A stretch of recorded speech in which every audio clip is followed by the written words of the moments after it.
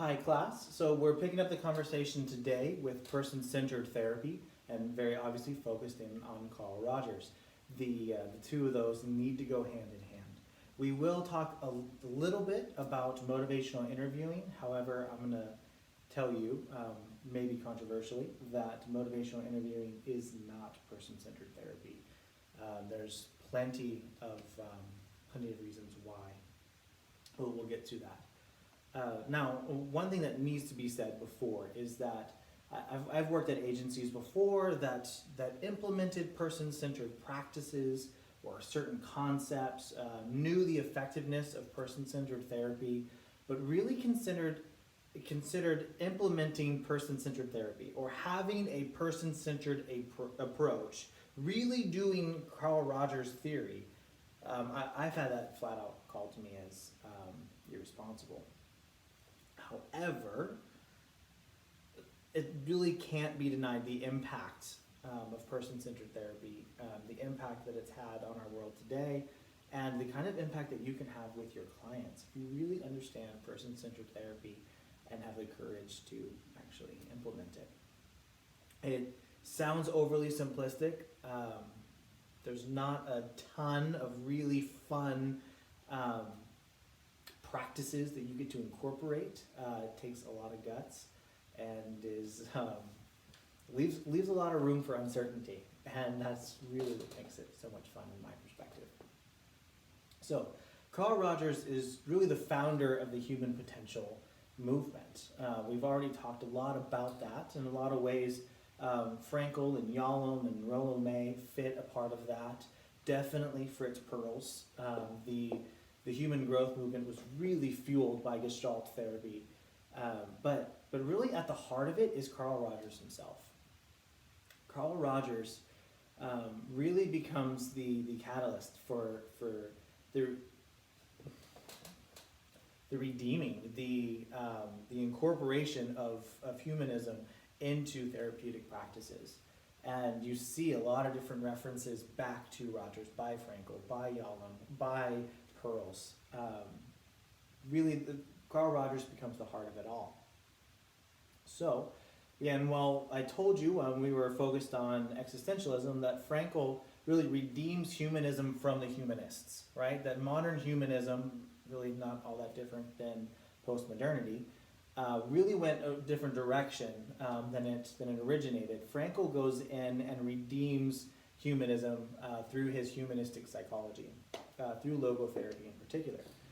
But Rogers really creates a humanistic therapy, and that's really important. It's not just a theory, it's not just a psychological perspective.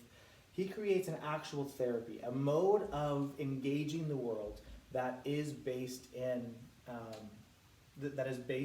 humanistic principles. So there's really kind of an evolution of titles that person-centered therapy has gone through. Person-centered being the last that Rogers finally picked, and in no particular order. In his book, A Way of Being, he mentions that he's really started with non-directive counseling, client-centered therapy. You'll still see that title out there from time to time. Student-centered teaching, and even group-centered leadership. Varying titles that he's thrown out there, whether he's running the group or he's running the classroom or he's trying to engage his patients. And really what he ended up sticking with, what he said really fit the bill the most was person-centered therapy, focusing in on what it means to be a person. Right? That became central. What is a person became huge for Carl Rogers, and engaging the true person. So, the hypothesis in A Way of Being, I'm going to list it in A Way of Being. I read from Carl Rogers himself. So he says, the central hypothesis of this approach can be briefly stated. Individuals have within themselves vast resources for self-understanding and for altering their self-concepts, basic attitudes, and self-directed behaviors. Individuals have within themselves vast resources is a huge, huge statement. that he believed that we weren't inadequate. He didn't think that we were dysfunctional. He didn't think that we were determined. He didn't think that we were stuck by any means, or even that the client who comes to your office doesn't need an expert to tell them what is right and what is wrong.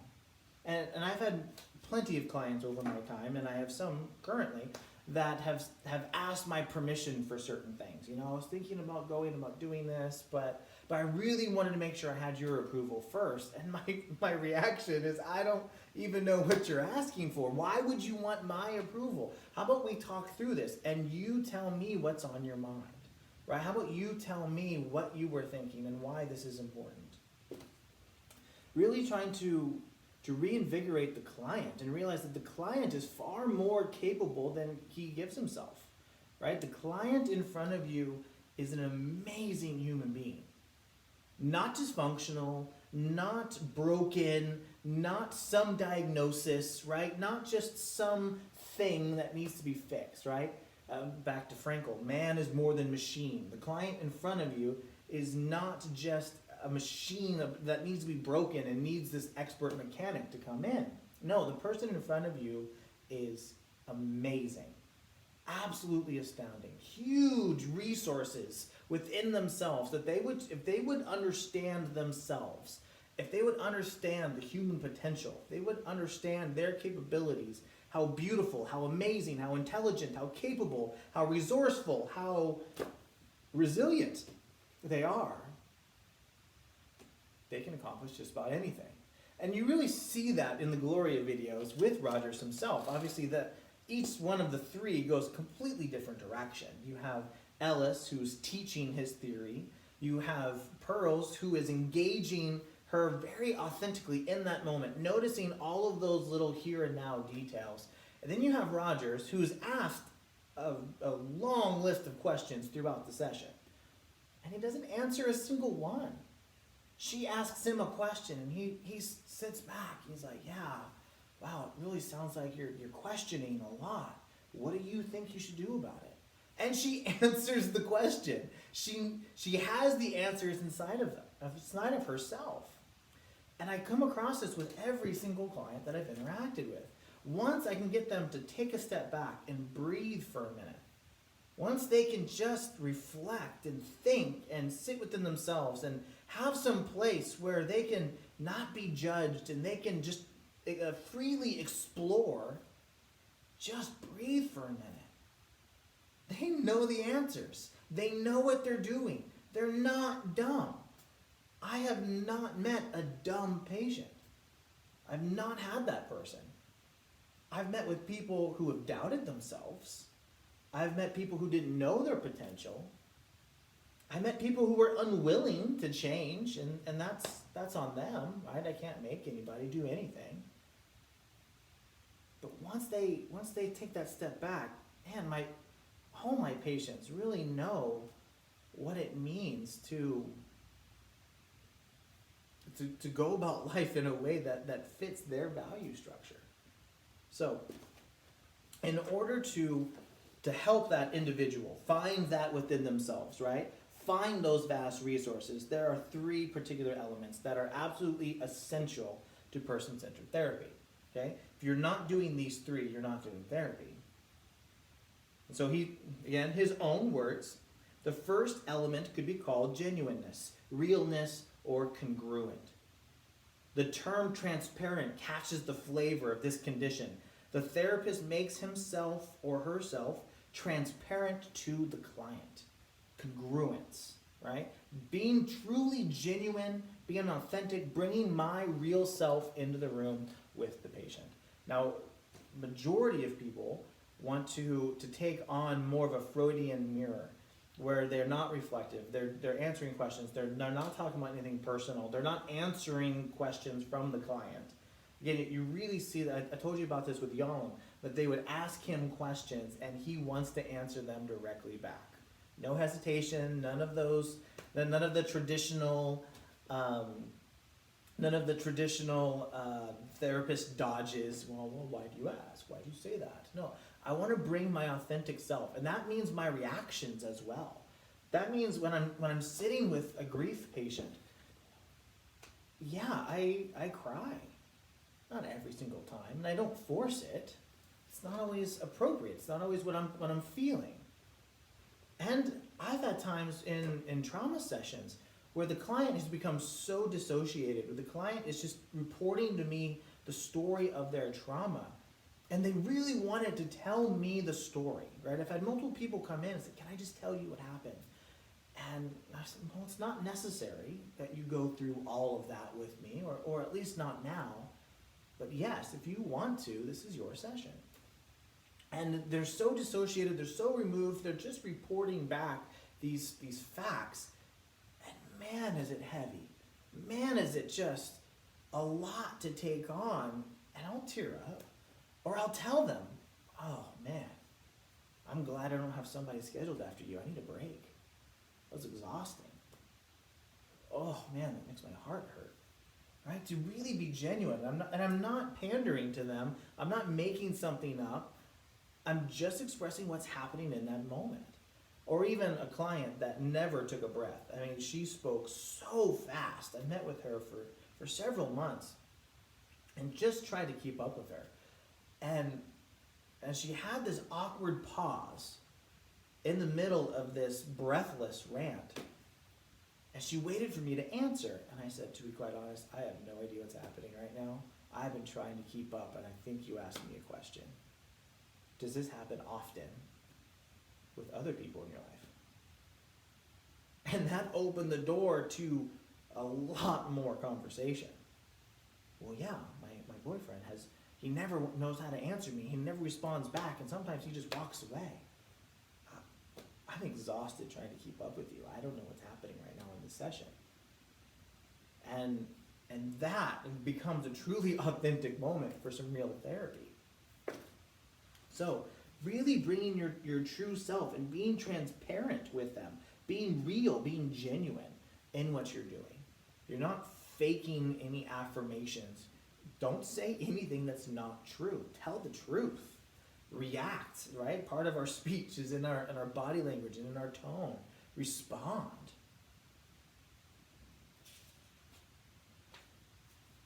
The second attitude, again, using his own words, the second attitude of importance is creating a climate for change.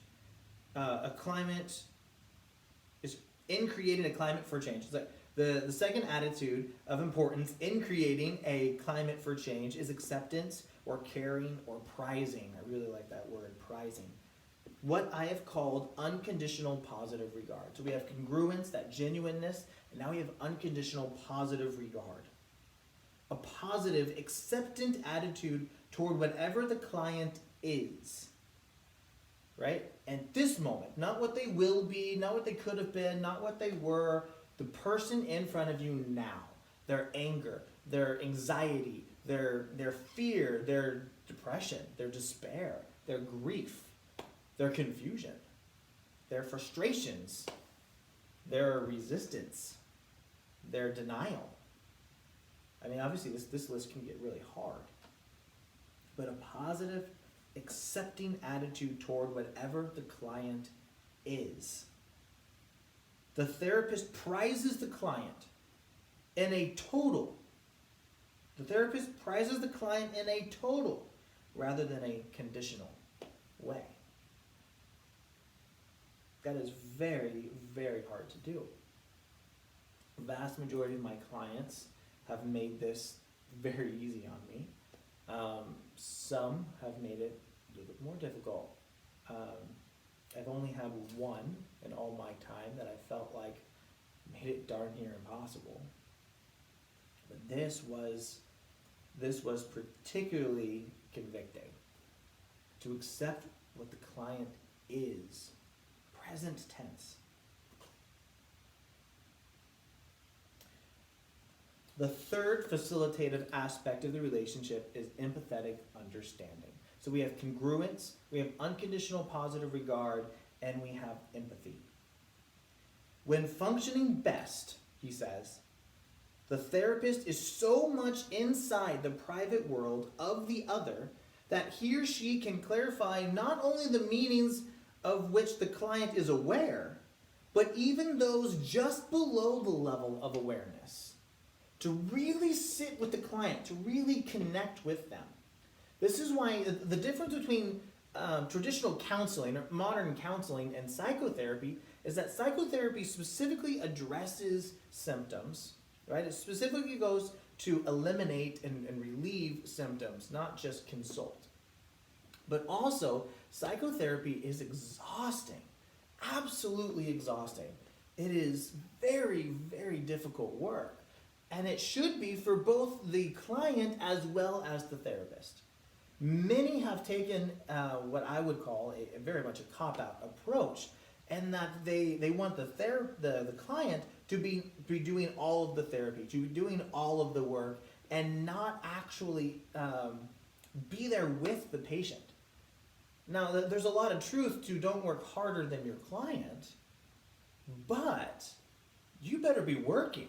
And this kind of connection, really listening to a person, really truly hearing what is not being said, is very difficult to do. Staying engaged, keeping that presence, or in Gestalt therapy, keeping that contact with the patient, and really engaging them, really listening, really connecting. You should walk away exhausted. That's why self-care really ought to be important for therapists. Vast majority of us don't practice the kind of therapy that really requires all that much self-care. You sat down, you chatted with someone for a while, you heard some difficult things, you gave them a handout and told them to go practice some new behaviors. That's not therapy. It's not engaging the person, and it's not empathy. Now, to a certain extent, I don't understand how you can have empathy without some transference. It is going to impact you. And it should. Because someone's giving you their heart and their soul. They're really pouring it out. And you will feel that your pain is my pain. And developing the self-care routines, developing the ability to protect yourself from long-term harm is important for therapists, and one reason why, well, there's such a dropout rate for therapists. We have a very short lifespan, generally speaking, at least professionally speaking. But when functioning its best, that therapist would be so much inside that private world of the other. To be 100% with the client.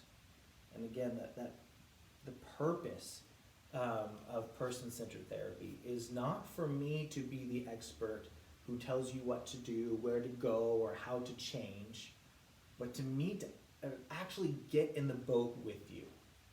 I'm not going to be off to the side pointing directions and telling you how to paddle. I want to get in the boat with you. We're both going to get wet here. We're both going to be in there. You're not going to be alone.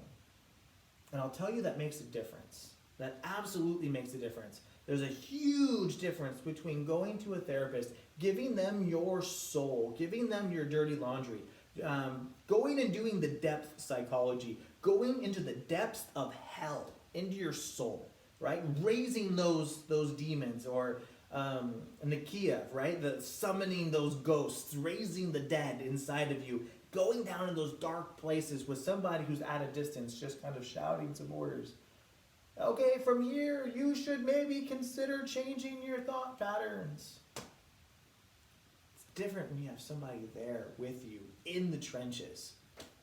If you're going to go to hell, I'm going to go with you. We will do this together. You will not be alone. That changes the dynamic in the room. And while I've never met a cognitive behavioral therapist who sought out a cognitive behavioral therapist for their own therapy, they tend to find someone a little more spontaneous, a little more genuine, empathetic, with a positive regard. Someone a little more oriented towards that person-centered, humanistic approach. and the result of these three, result of empathy, of positive, unconditional positive regard, and of that congruence, the result of these three is that the person thus becomes more real, more genuine, right?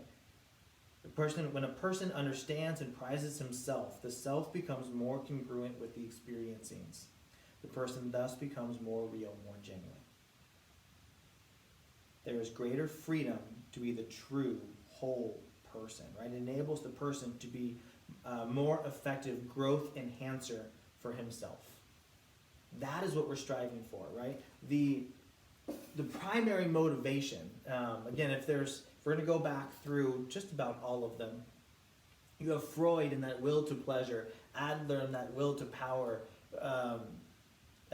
Jung in the will to individuation, or Frankl in the will to meaning. Rogers, it's really about that will to growth. That's what drives us. That's what sends us forward.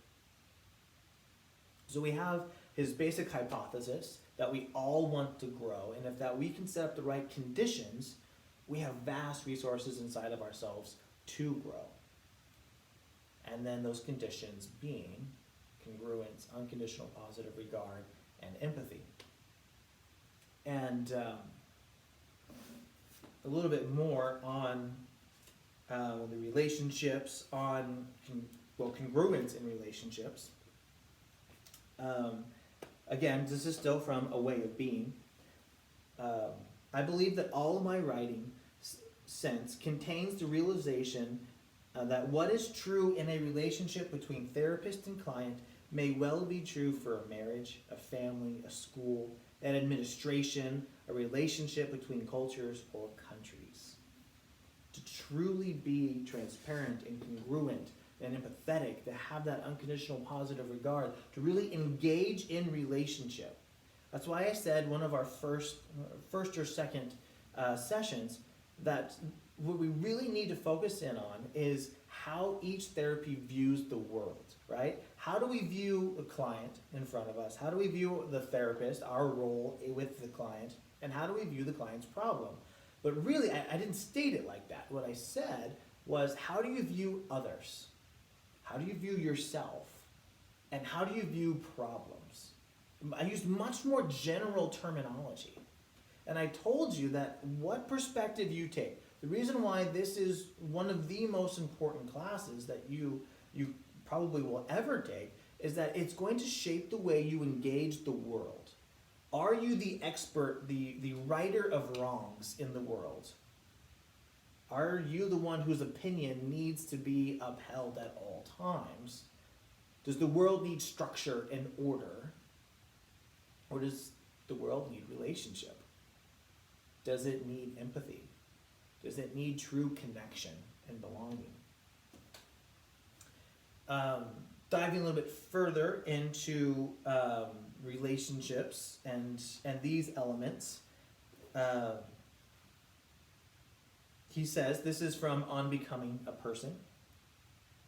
Thus the relationship which I have found helpful is characterized by a sort of transparency on my part, in which my real feelings are evident, by an acceptance of this other person as a separate person with value in his own right, and by a deep empathetic understanding which enables me to see his private world through his eyes. When these conditions are achieved, I become a companion to my client, accompanying him into the frightening search for himself, which he now feels free to undertake.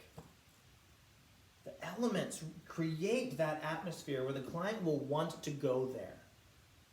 Why would you want to go into the depths of hell, into this frightening search, into the deepest parts of your soul? Yes, there's enlightenment in there, and yes, there's trauma in there. There's tragedy in there. There's joy, and there's grief, and there's sorrow, and really, there's confusion. There's the unknown. There's the hidden past, the intentionally forgotten past, the avoided past, the repressed. Why would you want to go there with somebody who wasn't willing to commit with you? Why would you want to go there alone? But no, that transparency, my real feelings, that acceptance of the other, and a deep empathetic understanding. Then I can accompany them on that frightful journey.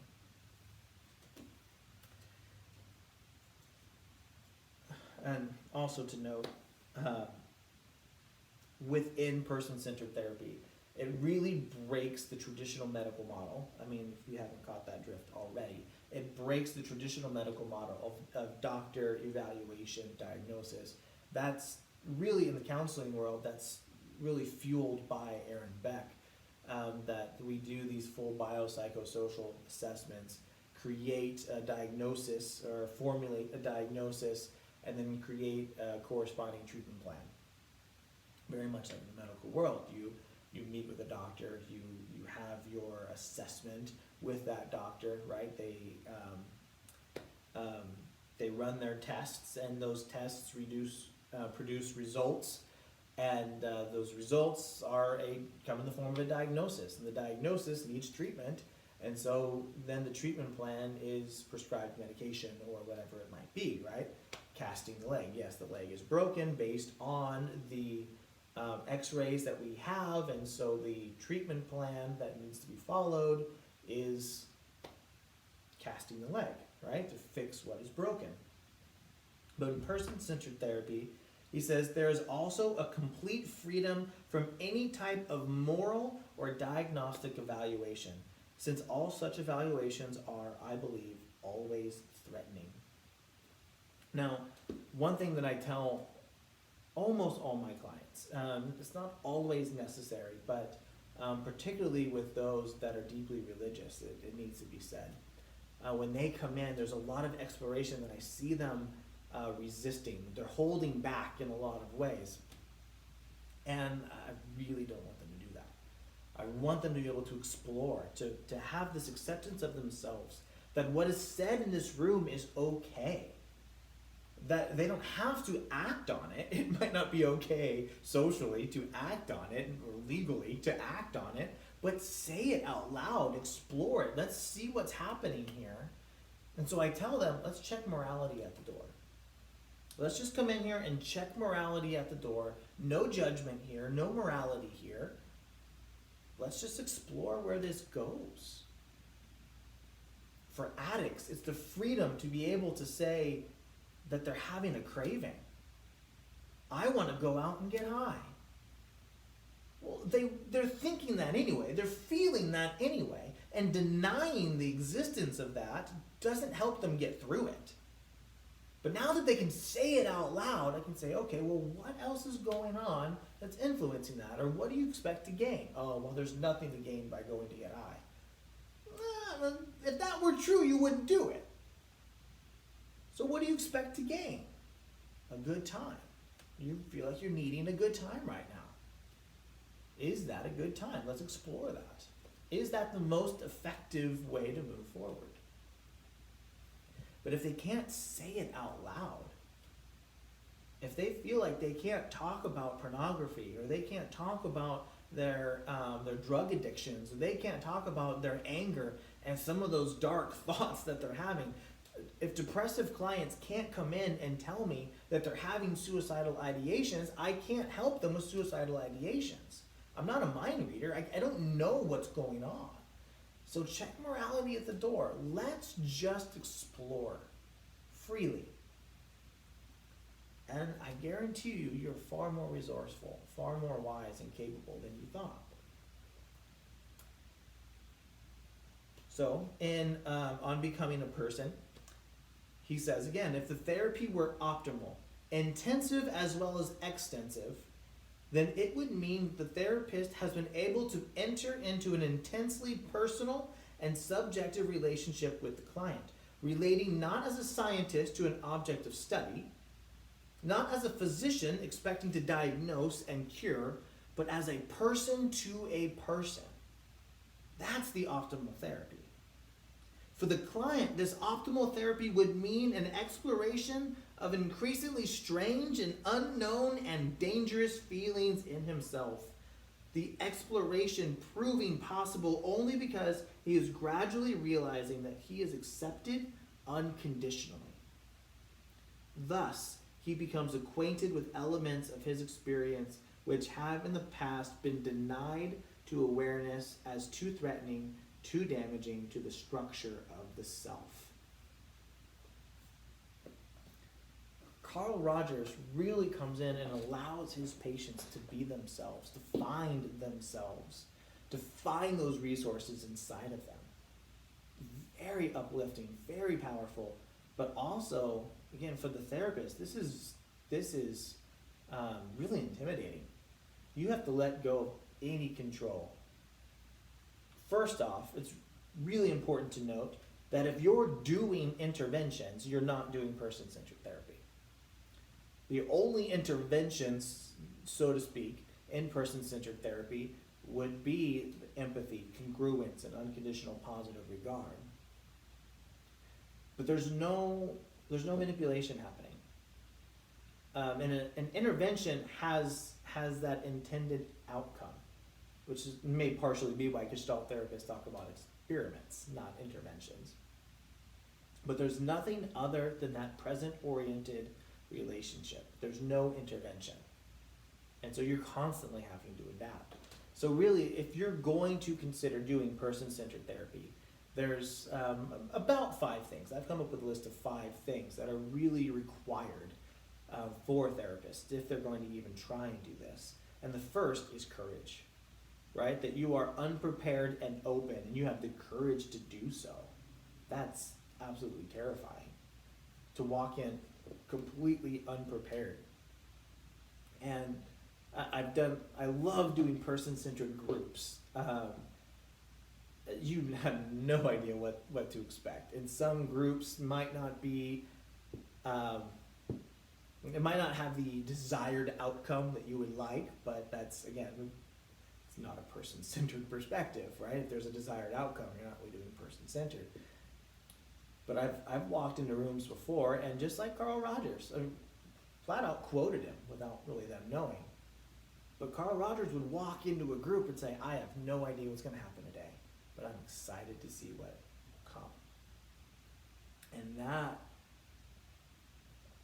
that goes against a lot of different training for therapists. That I see a lot of people come in with their lesson plans, or they stand up in front of the whiteboards, and they're lecturing and they're answering questions. They're running a classroom is really what they're doing.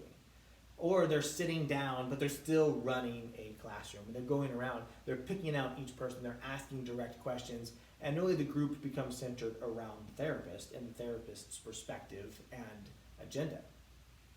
But when I walk into a group and I say, I have no idea what's about to happen. What are we doing today? I sometimes get people confused and go, well, we're here for you to tell us, right? But as you keep working with the group and get them used to that idea, I've had relapse prevention groups. I've had grief groups. I've had a wide variety of kinds of groups, and man, it's fun to watch where it goes. Again, the assumption is that it will go where it needs to go. And that's a very important understanding. The client knows where they need to go. It's not my job. Again, according to Rogers, it's not my job to tell the client. The client knows best the pathways to their deepest, darkest pain. The client knows where to go. It's my job to be in the boat with them because it's terrifying. They don't want to go alone. But they know where to go. They don't need me to tell them. I'll throw my insights in there, or sometimes I'd walk into a group and say, hey, I don't know why, I've been thinking a lot about this. Is this on anyone else's mind? And I'll throw something out there. But when I've walked in and truly just said, I have no idea, what do we need today? Relapse prevention groups, full of people who are on probation trying to not mess their probation up, turns into a group on grief and death anxieties and trying to wrap their heads around what it means to be mortal. And I can sit back and go, how do we get here? Well, obviously there was grief and there was fear in the room. Coming to find out, a lot of them were struggling with death already. And I never brought that topic up, but I gave them the freedom to, and they went there. It takes courage. It takes a willingness to adapt. Again, to be spontaneous, to roll with wherever this is going to go.